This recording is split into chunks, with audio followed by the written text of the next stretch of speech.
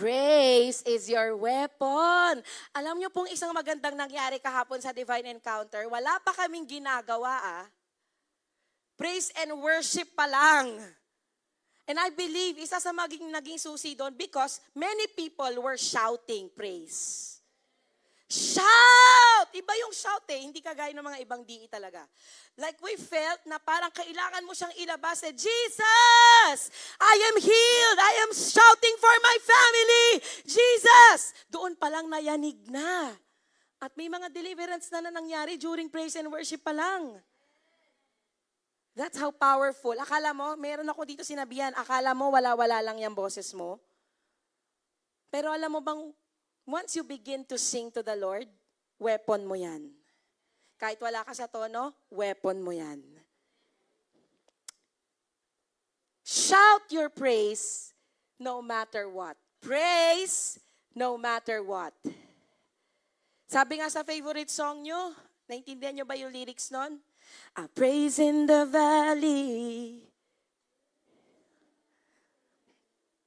Praise when I'm sure. Praise when I'm doubting. I praise when outnumbered. Praise when surrounded.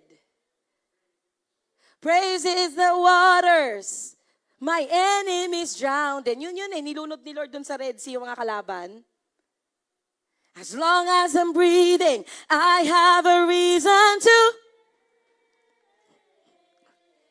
The Lord.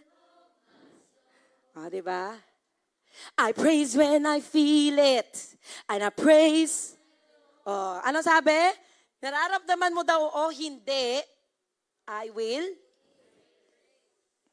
I praise because I know you're still.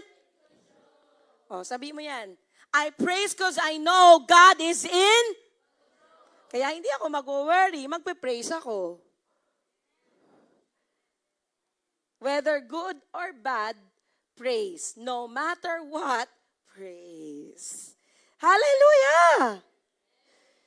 As long as I'm breathing, I've got a reason. The Lord, oh my soul.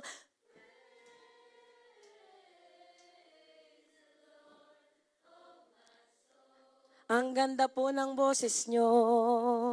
At sinasabi ni Lord sa inyo, ang ganda ng boses mo, pero hindi lang maganda, powerful.